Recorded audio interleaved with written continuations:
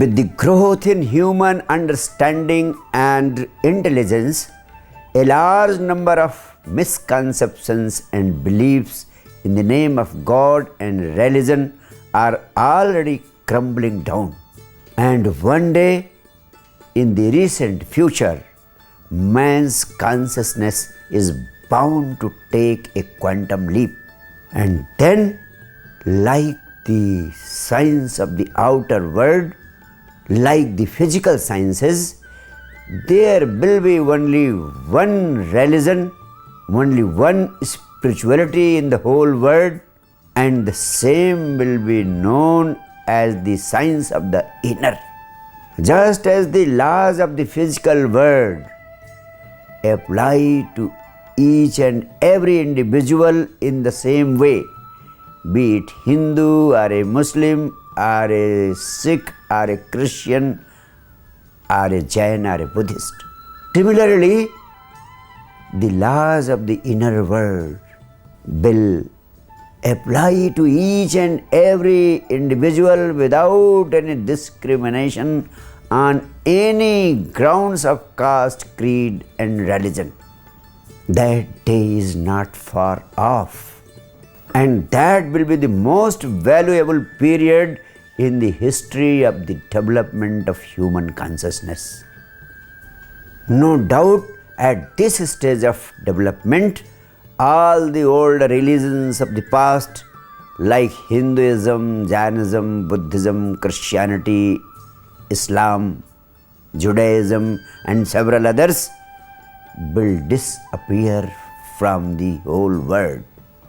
And the science of the inner will be accepted by each and every individual on this earth, just as the laws of the physical world have been accepted by each and every individual on this earth belonging to any caste, creed or religion. This moment in human history will see the emergence of a new humanity on this earth, which will be filled with inner joy, while at the same time enjoying the fruits of great material prosperity and riches on this earth. However, at this point, I would like to tell you that this science of the inner will be fundamentally based on the Krishna consciousness, which is a byproduct of his life and message. And there are powerful reasons behind this truth.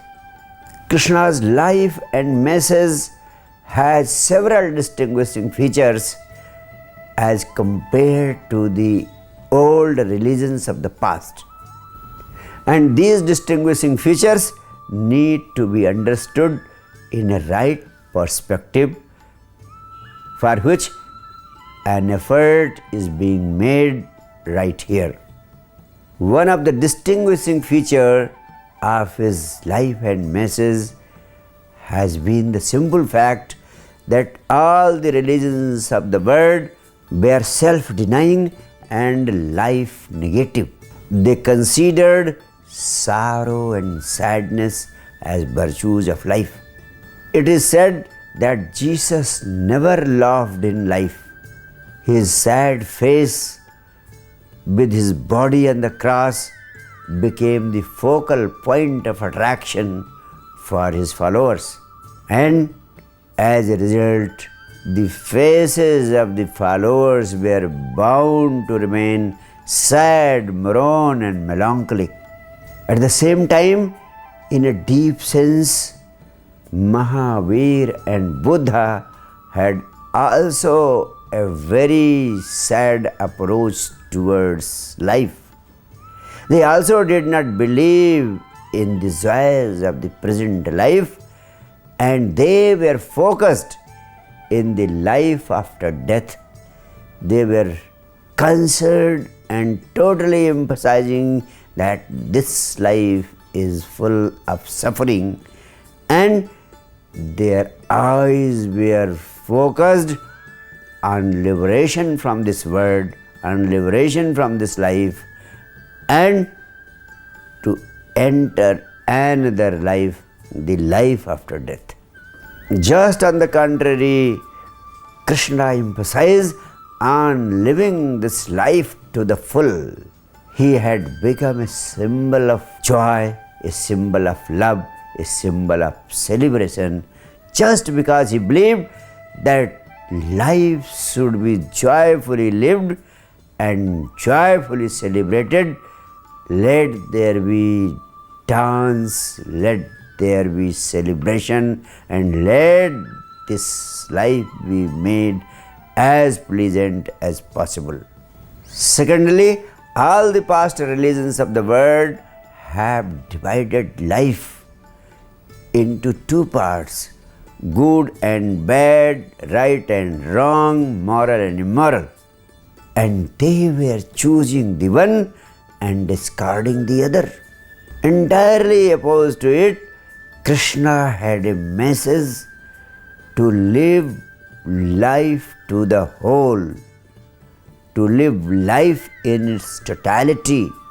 That's why he has been described as the perfect incarnation, the complete incarnation of God.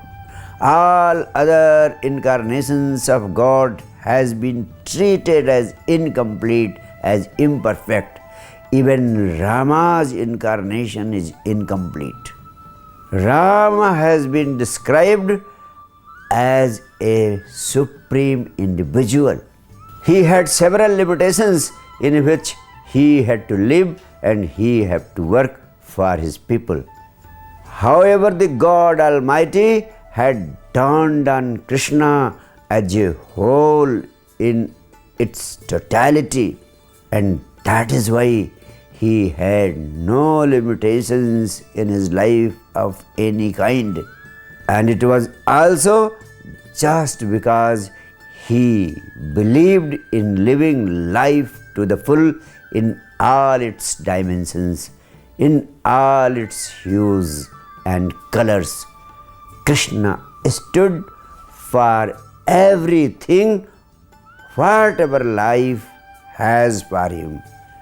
He is just a total representative of life. For him, life is God and life is everything, and life in fullness as a whole in its totality.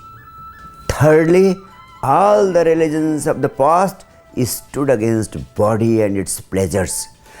They focused their attention only on the soul, and throughout their whole philosophy, throughout their whole spiritual and religious exercise, they were condemning the body in this way or that way, in every way. However, Krishna was the first man who accepted life in its totality and who believed in celebrating all the joys of this life.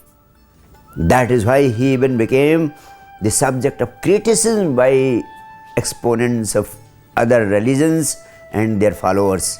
That is why I always say that it requires great intelligence to be able to understand and accept and appreciate Krishna and his philosophy. His message about spirituality and religion is entirely different, but the most significant point is it is quite relevant in the context of the scientific developments which reveal the truth of whatever he has been holding so strongly. Fourthly, all the religions of the past stood in favor of suppression of the senses. They taught and preached, suppress your anger, suppress your greed, suppress your jealousy, suppress attachment, suppress suppress ambition, and suppression of all the senses which were anyway tuned to provide you some pleasure of the body. This teaching of the old religions had a very detrimental impact on the life and living of humanity at large. As a result of this teaching, man himself becomes inimical to his own energies. Man started fighting his own energies. Man started fighting his own desires and passions. No doubt, it led to a conflict within man himself. It led to inner conflict. It led to a state of inner war. Man waging a war against himself.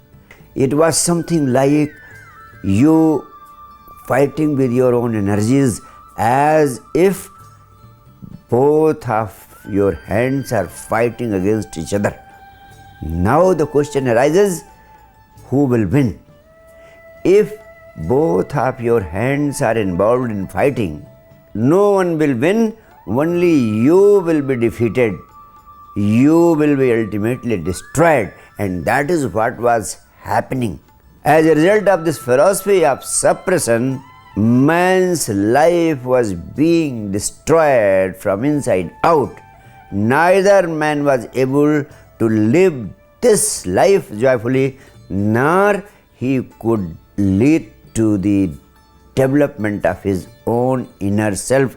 He could not develop to the extent of realizing his own self. In fact, the whole humanity lost this war of fighting against himself because billions and billions of people in the last 5,000 years have passed away, but not even a single person realizing himself, not even a single person being able to experience his soul, to experience God, or to be able to experience this state of enlightenment. However, after Freud and his findings, a new understanding, a new awareness has developed that says that suppression is not a solution to the problems of mankind.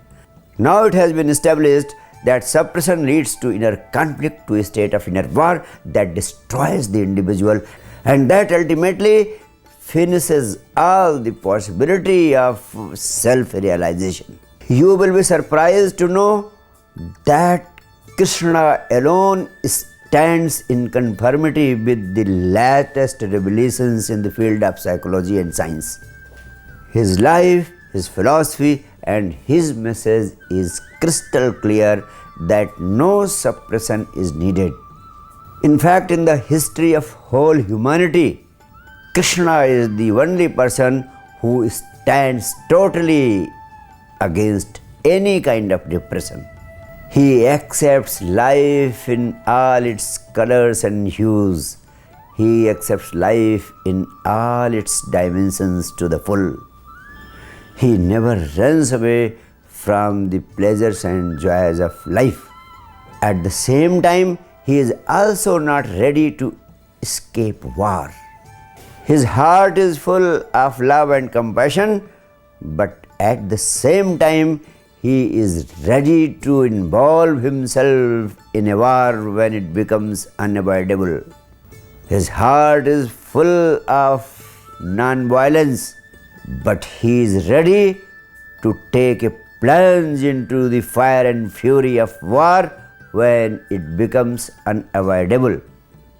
In fact, who has known the deathlessness of being, he becomes totally free of the fear of death.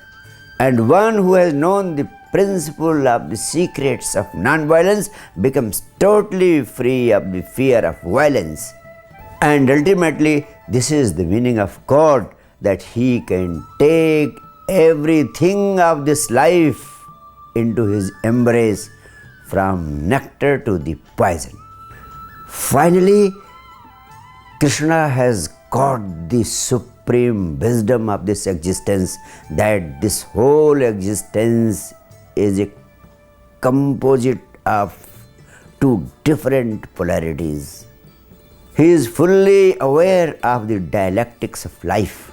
He very well knows and understands the duality of this existence, but at the same time, he is ready to accept both the parts together. And when the concept of accepting both the parts, both the polar opposites, comes into the mind and heart of the person, then the duality starts affecting you adversely. Then entirely a new situation happens, and that is the situation of transcendence. You transcend both. You transcend the right and wrong. You transcend the moral and immoral. You transcend the good and bad. And it is ultimately the science of transcendence which leads to the experience of the enlightenment. Living in this world, you transcend it for all practical purposes. So everything on this earth, in this existence, in this life, stops affecting you adversely, and that is the state which is possible only from the knowledge of the self, and all his intelligence stems from the experience of the self. That is the fruit of his enlightenment. And in this state, one is led to the experience of equanimity in life. That is when Lord Krishna says, Sukhe dukhe samo bhutva labha labhau jaya jayau. That's why I say Krishna has great significance for the future. All the suppressive religions of the past have been consigned into the waste basket of history. It is only Krishna's flame of brilliance that is going to form the basis of the science of the inner, which is to emerge in future. And the same will be a great boon for the whole humanity. Unlike Ram, Krishna's whole life has been described as a Leela, as a play acting. This simply signifies the most important factor of life, and that is what Shakespeare has called long ago. Life is told by an idiot, full of sound and fury, signifying nothing. Ram had been taking his whole life very seriously. That is why he had a large number of rules of conduct for his life to be obeyed. He had to follow each and every act in his life under the limitations of the parameters established by the society. And that is why he has been described as Purushottama, the supreme man. And for being the supreme man, the best among men, some criteria is needed, and that is the criteria of right and wrong, the criteria of good and bad, the criteria of moral and immoral.